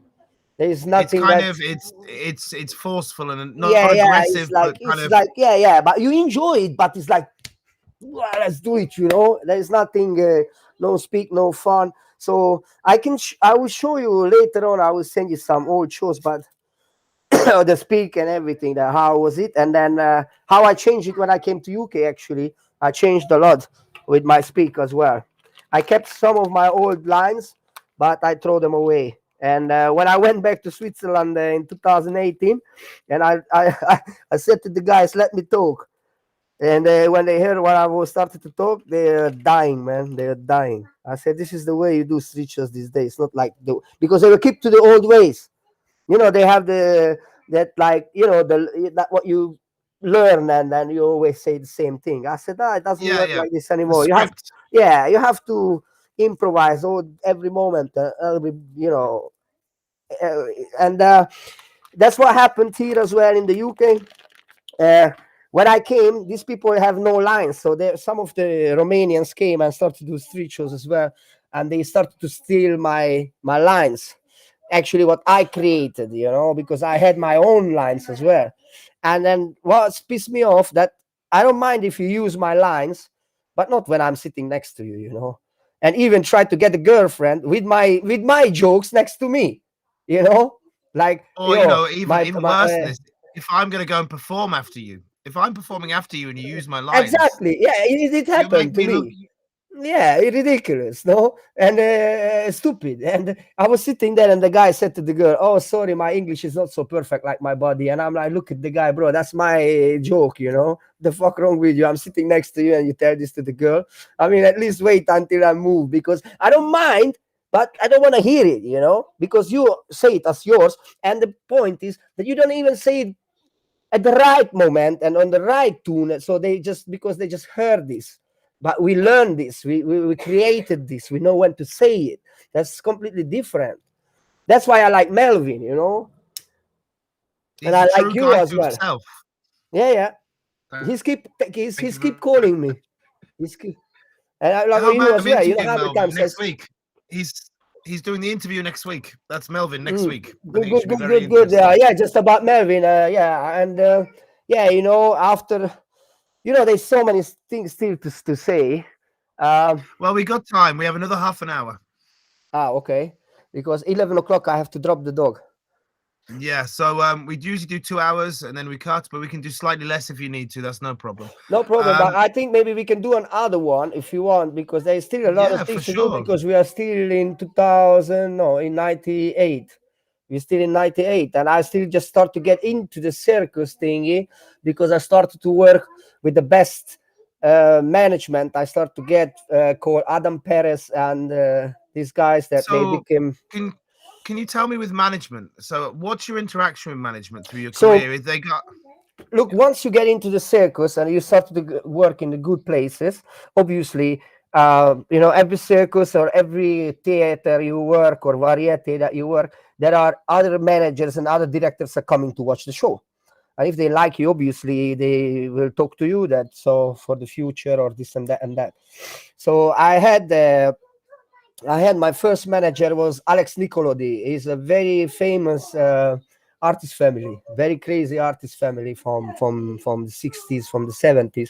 So he was my first agent, and I think yeah, he got me to Circus Monte Carlo in 2005, 2004. I was on the 25th of Monte Carlo. I win. Huh? But what's your relationship with these guys? Do they invite you to an office and they have a big No, no, no, no, cigar and no, they no, say, no, no, "Wow, no, no, you no, know?" no, no, no, no, no. Because as a crew, um, I wasn't the guy who managed the works. So we had another guy from the crew. He was the most educated guy. So I was responsible for the street shows. He was responsible for the management for the future works in circus and stuff like this, the money and everything, the accommodation and everything. And yeah, he did well, bro. I had very good. I even worked in Patrick Sebastian French TV5 show. I had 2 shows there, good money, and yeah, this is how I get. So this was the time when I get into in a good places to work for good money, no more 50 euro per day. My price went up 120, 130 per day, and short jobs, one shows for TV5. Actually, I got like 1,500 for one show. Also for Monte Wow. Carlo, 2.5 grand for 2 shows. And I had 2 weeks to chill there, accommodation, because actually we were just like how to say it, like a toppings just there, because we knew that we're not going to win anything there. So we were out already in the first round, but we got the money and we could chill there for another 2 weeks. But that's a good reputation for the crew. But And were you guys treated well? Were you treated like stars? Did people bring you yeah, in cars to no, places and this no, kind of no, thing? not really. But I worked also in Spain in um, Teatro Circo Pisa. Is the one of the best in Madrid. Circus. It's good money. No, no, not like that. But obviously we had some crazy times, But you know how circus life. People don't know that there is a lot of everything, people Yeah. yeah, and Yeah, yeah. they don't know what is behind as well, because that's another thing, that when you work in the circus, when people come to watch the show, all what they see is everything is nice, everything is fancy, and everybody's happy, but they don't know what's going on in the back. Sometimes, because I work there, I know how hard and what they do sometimes, how motherfuckers they are, especially some of the circuses, it depends, and in the circus, never do more than what your contract says, because I did help one time, and then the next time I said, no, I'm not going to do it. And they fuck me off. They turn off my electric, and stuff like this. So it did happen to me, I lived 2 years. I lived 2 years in circus. No electricity from 11 o'clock until 7 o'clock in the morning. Because the Imagine that. generators aren't turned on. Yeah, they turn off the generator to save the gasoline. So imagine living 2 years like that, 11 o'clock, they shut it down. And then And what you this going to wasn't do? the time of the lithium batteries. You couldn't just have a No, pack no, of no, no, no, no. So lithium actually, batteries. 98 in Holland, we had this year, complete that year. And in 2001, because I worked for, Circus Louis Knie. He's a good friend of mine, but the Austrian one, not the Swiss one. The Swiss one is different. The Austrian one is an idiot. He was a very heavy alcoholic guy. And you know what he did? He used to make me Campari. Not Campari, Bacardi MC? Cola, Bacardi Coke, Bacardi. Ah, yes. Yeah, Yeah. yeah. Before my show, he always made me one or two to drink it. So I drink it. End of the year, he cut my salary. He said you were drinking in the show. Ah, Imagine that. Imagine ah, that. Yeah, they are dodgy. They are and this is dodgy. just sneaky trick, right? Yeah. He keep giving me every time. He even threatened my friends of. I know people there who can kill you and stuff like this. But I mean, we still good friends. So I'm still good with him. I met him a couple of years ago when I was in Austria. So he's still a good So guy. it's just for I this, still it was went. more like something of the Yeah, game, right? It's like yeah. creativity. But to be honest with you, it was a very good year for me, 2001, when I worked there, and later on I worked for him again in 2002 or three. I did a winter gala for him. Yeah, it wasn't bad. He's a not bad guy. Well, he was stupid. He didn't know how to run the circus at all. So he went almost bankruptcy. And there was a guy from America called Guy Tell. He took over the circus and he had to, to bring it back to. Yeah, it was a long time ago. And actually, you know why I left Austria? Because Austria, they have districts. So the first district is where we used to busk. That's Stephansplatz and Kertenstrasse. And they have the mayor called Ursula Stenzel. Yeah, she was a kind of bitch. So she started to make this agenda against us to kick us out from there to no more performing. And that went over a year. But went on TV, went on everywhere. There were. What was the reason she was giving? I don't know. They keep saying like we don't want these Koklers, Schwindlers, and stuff like this. Come on, I was already there for 15 years. She wasn't even a mayor. She was a nobody, and then she just turned out of somewhere. And guess what? After she managed to kick us out, a year later, she wasn't even anymore a mayor or anything like that. Not even a politician anymore. So they just she yes, used that as a yeah. So vehicle. actually, Vienna now is completely dead. I was there 2 years ago, or last year. Sorry, I was there last year. Man, that place is a golden mine. You have no idea how much money is in there, but you cannot do nothing because you will be fined straight away for 70. They don't arrest you. You get a 70 euro fine straight away once you start to do it. You cannot even start. Once you start to pack down, the police will turn up and send you away. Bro, So that's the a thing I'm golden interested in mine. this is like this lady years ago when she's trying to crack down. Did she use the same things as what we have in Westminster now, where they're saying blocking the street, the noise? Yeah. All the same accusations that in the But end are kind of bullshit. yeah, They're yeah. not. But the point is that we ask, and we have people around us, and we ask them like, we are basking behind front of you for 12 years. Does it disturb you? No. So all these people that the cafe, because behind us was an exchange, a bank, a conditorei, which is like like cake, selling cakes and sweets and stuff like this. And front of us was the is a hotel. It's a very expensive hotel. Also, Michael Jackson was there, and who I saw there, Roger Moore, I see there as well. Nobody complained, never. So when we asked them, they didn't say. They say, "Oh, you guys, we like you." They change they change our money all the time. So all the coins we take, it's just You were part of the community. Yeah, actually, because exactly we were part of the community, and they had the book. It's like this thick, yeah. And there is about Austria. So every city is in the book. When you went to Vienna and when you open the page, there was a whole A4 picture of us. About Vienna. So, so in the Austrian guidebook, official guidebook, this unbelievable. Oh, Do am you I think at allowed? the end was kind of it was a cultural thing, right? In the end, was it something of like a few posh people who didn't like the look of it? They didn't like the culture of it, rather than it actually being about the problems. That Austria had this street culture as well, because they are famous of street performing and stuff like this. Even though when I went there, I didn't see nobody, because I really didn't see nobody. I mean, wait, no, you can still busk there, but not on the main pitch that we used to busk. You have to go to M16, so that's called Magistrate 16, or no, Magistrate 36, and you have to apply for Platzcard. It's called Platzcard. But what they do is obviously they give you places like they won't give you. Useless. Yeah, it's useless. So they give you a Stadtpark where all the junkies there, you know, and stuff like this. This is one of them. Where is the junkies?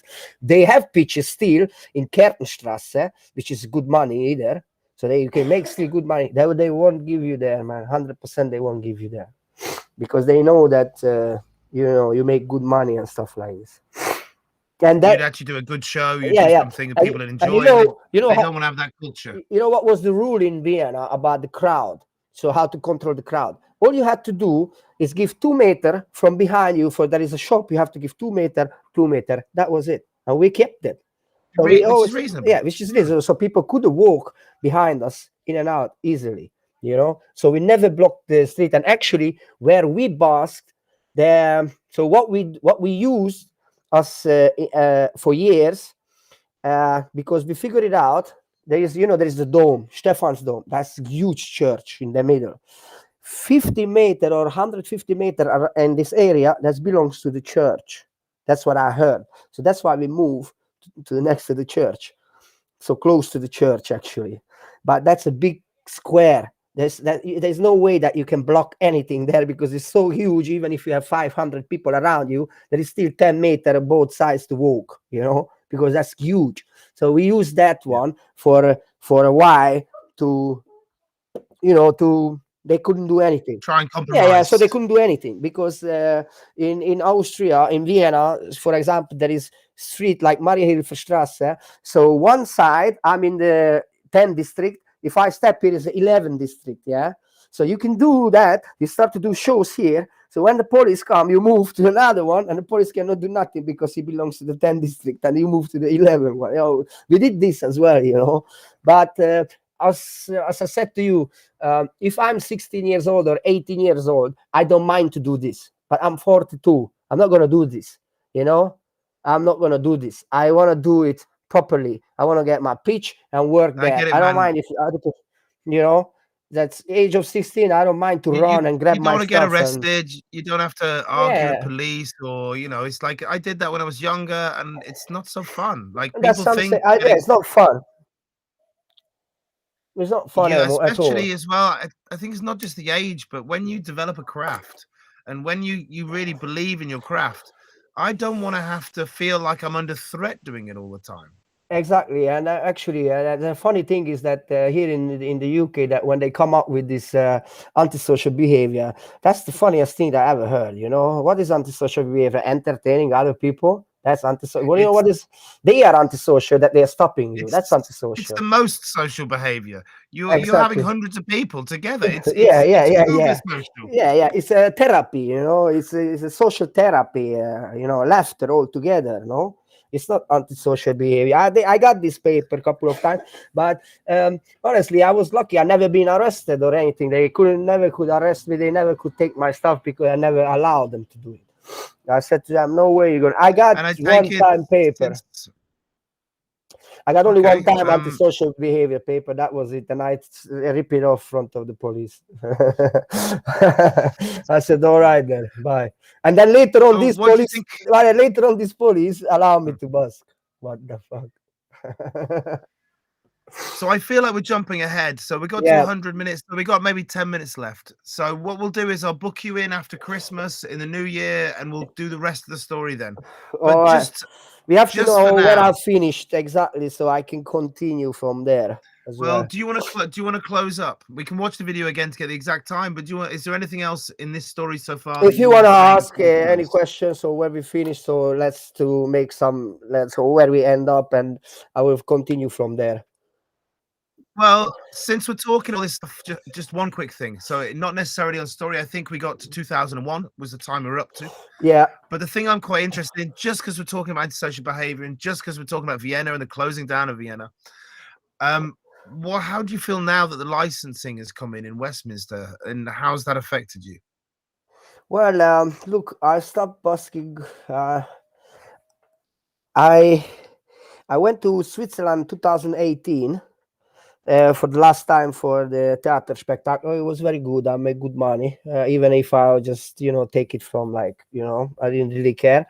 And I came back, I was busking until November, And I just got fed up. I said, I don't want to do this. But now, as I see what's going on, that people been stopped and everything, uh, I said to my girlfriend as well, I would love to busk, I would love to do shows, but I don't know. I'm tired. It's been 26 years altogether. Even if you see circus or no, because I had a couple of years when I was working in circus, but between the gaps, I was always on the street. So I never lay down at home and just wank. I was always going on the street when I had free time, and I was doing shows because I loved to do it. So I did it for passion, and I loved it, and I still love it. But somehow, I don't know. I think my vibe is killed completely to restart it, because look, Melvin is keep calling me. He's keep calling me. He was begging me another day to come down. Please come down. I book it for Covent Garden to come. I might gonna come down one day.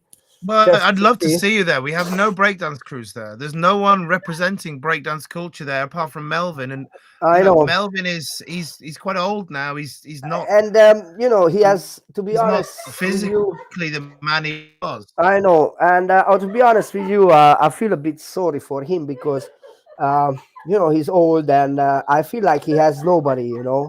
He's really and also as well, he has a huge amount of character, and he represented for breaking for a long time, and but actually he's one of the first Covent Garden in 84. Yeah, very much so. Him and Ozzy's crew, and we'll hear about that next week. So if you want to hear Melvin's story, that will be next Wednesday. But I'd love to see a really top quality London breakdance crew working Covent Garden. And I think that there are some rules. You turn up, you go to a draw, you have to do some form of cooperation because there's so many people wanting to use that one space. But in exchange, you get to perform in a world-class place. You make good money. You get crowds that are kind of want to come see you, and you're part of the bigger community. And I think one of the things that disappoints a little bit in Covent Garden in the 80s, the breakdance community, the body pop community, and the surf community seemed to be very mixed, and there wasn't big boundaries between them. And right now, I feel like the breakdance community of London and the circle show community of London are two completely separate things. Yeah, it's two completely separate things. Yeah, I see, because last time when I was down there, it was August, I guess, and maybe I passed another day, not too long ago. There's no b-boys anymore, nowhere, and I think no dancers at all at the moment. Not many, like at Covent Garden, there's Melvin, and that's it. Yeah, I know. And Leicester Square, Piccadilly, and the other places, I think the b-boys know that Westminster Council, they're leaving some people, and people are working without licenses there. I know. People are the licensing system is broken. It's not working. They're not enforcing it. But a lot of the breaker guys, they know that if they go down there, they're going to get shit first, because the of course, have the outward representation of who they are just directs attention from authorities. Because they want to crush it. Because when I passed there, I saw a couple of dancers, but they weren't b-boys. They were just, for me, if I could use this word, for me, it's rubbish. If I wouldn't ever go out. The quality has got the people very down, but they allowed them to dance, so nobody sent them away. But I know that Carbula started another day. He got straight away. Police came down. He's in Covent Garden. Kabula is in Covent Garden, and he is doing some stuff, but he's kind of doing more acrobatic stuff when he's working on his own. Is he alone? He's alone. He's doing a one-man show, but Kabula, who used to, for people who don't know, used to be part of OK Crew, and he used to do this really big, nice entertainment. Yeah, I know.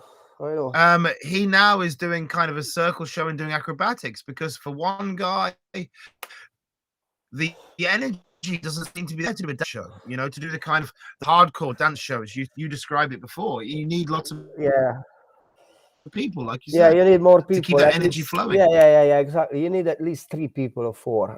I recommend 4 people for street show always. I mean, I did the years with Melvin for 2 of us, but I always said to Melvin, I always want to get someone else extra in the show, just to make it, a bit better and better, And I know that Mervin is keep asking me because of the head spin, and he said, come on, please don't lose the contact and everything. I Because don't think it's just the head spin. I think he would like the idea of having a crew. And yeah, I know, and he know. doesn't want to lose the contact as well. As I said to you, that I feel sorry for him because I feel like he's a bit alone and stuff like this, And well, there's not really any. All the guys from his old breakdance crew and all the old scene, I think none of them are doing street anymore. None of even dancers, even the body poppers and people in the liquid stuff, they're there anymore. So it's all circle shows. People coming out doing quite standard stuff and paying their mortgages. It'd be nice to see a local breakdance crew. It'd be nice to see people like yourself who are passionate about what they do, care about it. I need to get into it, back again, because I'm not saying I lost it. Definitely, once I would start it, I would come back everything, but it would take a couple of days. When you don't do something for a while, it's not the same again. So you need to get back into the circle and the will, to back on track. And also as well, I assume you need to get a few more guys. You and Melvin, that's kind of all right, but by the sounds of it, you want to have 3, 4, 5 guys. I still have Yuva who want to do shows, but at the moment he's working, so I don't know if he has any time to do anything. So, I don't mind. I will definitely come down. I will talk to Melvin. He's probably he texted me already. It's nice. And that's something we can check in on after Christmas when we do the next interview to see what's happened with that. Yeah. So the last point, just going off some of the last things we talked about. When Vienna was getting closed down, how did you feel? Like personally, just kind of honest thing about it. Did you feel like what you built was getting destroyed? Yes, did you was anger. I'll be honest with you, anger. People say like, when people feel hate and anger and stuff like this, they are not the good people. But come on, I built something there for about 16 years, and this one woman destroyed it completely. We didn't do anything wrong in there. All we did is just entertain people and making our money. So we didn't beg, what they used to say, like we are beggars. We're not beggars. We give something. We give something to the people to get money. We're not asking, give me £10. You give me as much as you want. So that's not begging. We are not begging. We are entertainers, street entertainers. No, you give a value turn. Yeah, and so in the beginning, I was fighting for a couple of months. I was fighting with the others, and then when I got another contract with the same circus that I worked in '96, end of '96 and beginning of '97, Circo Emberriva called me and offered me a job in Egypt. So I went down to Cairo in 2012 February until 2000 until August, and I came back to Hungary in August. Then in 2012, then I went again to Switzerland to theater spectacle. I made money. I went back. And was the idea of Vienna in the back of your head? Was that still bothering you? Yeah, but because well, it still bothered me because I saw the others were still fighting. Because, but I give up because I know that we won't win. She's a politician. She's a mayor of First District. What these street guys can do against a mayor of First District of Vienna, nothing. No matter, even people come down. We had support by parties like ÖFP, like proper parties are supporting us. They cordon us around, to keep the police away, and they allowed to dance. But it was just demonstration stuff. We had interview in TVs that they called us for interview, what we think about it, blah, blah, blah. Nothing happened. We just couple of guys, just tried to make out the living versus the First District mayor, who is not even a politician anymore. And and that year, I think I remember. If you could have gone back and done something. Yeah. If you could have gone back and done something different during that time, things that you could have done that would have made a difference for or during the whole process. again, because I couldn't hear you again. 1 second. No problem. If you could have gone back and done something Yeah. different during that time before or during the whole process, is there anything you could have done that would have made a difference? I don't think so. We could do anything different because I think we tried everything that was possible. You know, that we all the support that we could have from Vienna, authorities, from like FPA, from parties, and it didn't work out. I think there was nothing more we could do. You know, and I think not me, but the other guys did everything they could. The only what they could achieve is that in a way is license us, you know, you can get the Platz card, but they won't give you the place where you can make money. So actually they make it impossible to make a living out of Vienna anymore, you know. That's the point. And I don't know if there are any other They places ruin in you, Vienna. kind of.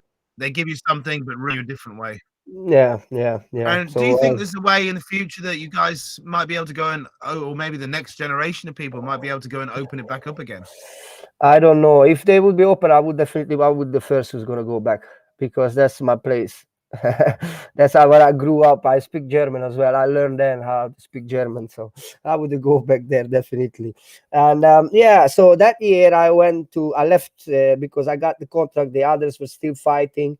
There are also still the videos, everything on YouTube. That when they had the interview and everything, and then I came back. I think in not August, July. Then I went to Portorož again, to Slovenia, to do some shows, and then I went to Switzerland, and then I came back from Switzerland in September. I think I didn't do anything for 3 months, no 2 months, and then 27th of December 2012, I take the flight and I arrived to UK. And since that day, I'm So here. I think that's a good time where we can close the interview off because I know you got some stuff to do with your family. Peter, thank you. It's been a really interesting and amazing story so far. I look forward to hearing the rest of it and hearing the next interview. I think we'll go into a little bit more details of pitch politics and feelings about stuff. And, you know, we'll flesh that stuff out a bit more because I think there's a lot to be said. And I think one of the really interesting things is this opportunity that I have now to chat with you is really, you know, like it's like a cultural exchange because the breakdance community is always, I'm an outsider to that. I don't know the culture of it. I don't know the street breaking culture as much as I could. And I think a lot of street performers who are circle acts, the circus guys, the guys who aren't involved in that culture, they don't know it. And I think it's a great Just let me add one thing, to just share because that, you know? because of us, because we were the first in Europe, that let's say we were like kind of second street, you know, like street dancers crew. But so before us was a couple of crews, but those crews they didn't do it like us as for the living. So they were just doing it for a couple of months or maybe a year and stuff like this, just for hobby. And after that, when we started and we became a, you know, like a proper crew that was well known as a street performer crew and as a b-boy crew and winning a lot. After this, many other crews started. So all these crews that you see today, all the breakdancers crew that you see today, is because of us. And that's true. That's isn't that a beautiful thing to know that you were the beginning of something which yeah. is, you know, has become a pervasive thing throughout Europe. There's a genuine cut in every pitch. You have a breakdance crew. Yeah. You have your circle act, you have your I mean, statues, we things took like it that. from New York. And you We guys took were at it the from the beginning of it. States. Yeah, we took it from New York, from the OGs, and now in Europe they doing it from us, from the OGs. That's what's up. There you go. Yeah. Part of the lineage. Peter, it's been an Yeah. absolute pleasure chatting. I look forward to doing it again after the new year. Everyone who's been All watching, right, guys, cool. thank you for watching. Thank you for All taking right. the time. Thank you, brother. If you want to, let's get this out. Brother, thank you. And I will Yep. catch you very, very soon. Don't forget. 1 second. I cut him off. One last thing to say. Please repeat Yeah, that one more time. yes. Peace, love, unity, and having fun. I'm out. Cool. Thank you, brother. Have a good one. So everyone, thank you for watching. If you can, please like the video, comment, share. I will put all of Peter's videos that he shares with me later on in the chat. That'll be going in the day, as well as this and winning list that he does of his competitions. We'll be seeing him again after New Year, where we'll catch the rest of the story. We have Melvin Plummer on next week. I think that's going to be an amazing interview. Really interesting breakdancer, been a solo a lot of his life, started with one of the original breakdance crews in London in Covent Garden in the early 80s. If you can, please share this to your friends if you think you like it. If you are part of a breakdance crew and you've just dropped in to see this, please share this video with other people. Have a look at the rest of the archive. We genuinely have interviewed some of the greatest and best street entertainers who have ever worked in the world. Amazing list in the archive. There's 106 you see down there. 106 interviews done so far, all of them going through amazing people's lives. First interview back after my boat sank. I'm in my floating boat. Thank you very much for joining me here. Have a really good night, everyone, and goodbye. Goodbye, everybody.